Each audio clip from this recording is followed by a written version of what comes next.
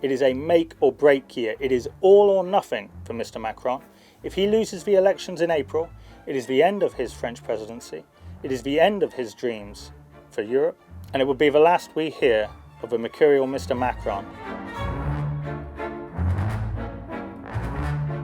Next year is going to be a big year for Emmanuel Macron. He is now the EU's most influential leader after Angela Merkel, the German chancellor, stepped down after 16 years as Europe's biggest beast. Her successor, Olaf Scholz, seems at this stage to be willing to give Mr Macron his head. The timing is good for the French president. France takes up a rotating presidency of the EU, which means it will chair intergovernmental discussions on EU policy files for the next 6 months from January. That gives Mr Macron a bit more influence, even more influence than he will have already, over the future direction of the EU in areas which very much speak to his vision of a Europe that protects. But what is Mr Macron's vision of a Europe that protects? Well, it's a many-headed beast. It involves trade, climate change, social and labour rights, and it also involves defence, and specifically common European defence. Now, Mr Macron has always been pro-EU, but why now is he making such a big deal of this idea? Why now does he want to show that the EU, and by extension France, can punch its weight on the geopolitical stage, can, by amplifying French influence through the EU, stand on a more equal footing with the big beasts like the US, China and Russia? Mr Macron has called for many of these ideas since he first took over the French presidency.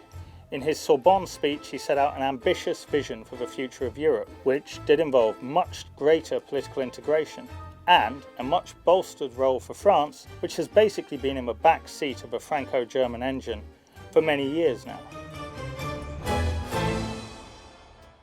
Mr Macron will be looking to push forward a lot of these ideas anyway, but the pressure will be on in January, not least because of the upcoming French presidential elections in April. Mr Macron is going to try and use the French presidency to demonstrate that the EU is working for France and that France benefits from EU membership.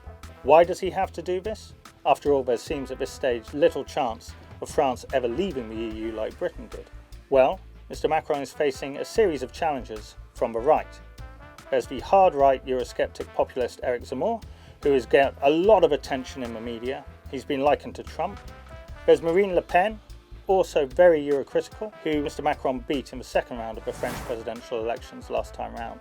And finally, there's a new contender, Valérie Pécresse for Les Républicains, a centre-right candidate, although perhaps more right than previous centre-right candidates for that party, who will be a more difficult challenge for Mr Macron. Mr Macron, remember, has drawn a lot of success from appealing more to the centre, from poaching right-wing voters.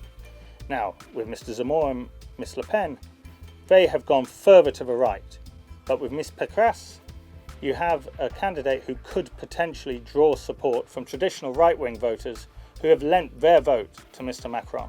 So now, more than ever, it is a make or break year for Emmanuel Macron. If he can't show that the EU is working for France, if he looks weak on the world stage, then he could come under pressure if Ms Pécresse can get to the second round of the presidential elections. Some people will tell you that Mr Macron faces an uphill challenge in getting re-elected, and that is what lies behind a lot of his clashes with Boris Johnson and the UK. I believe that Mr Macron will get re-elected, and probably quite easily. But even so, it is a make or break year. It is all or nothing for Mr Macron. If he loses the elections in April, it is the end of his French presidency. It is the end of his dreams for Europe, and it will be the last we hear of the mercurial Mr Macron, who shot onto the world stage with an incredible electoral victory after walking out of the socialist government. A man who, unlike many EU leaders, has made no secret of his love for the European Union and his desire for close political integration. And a mercurial politician who has shown a taste for confrontation with Boris Johnson and other leaders around the world.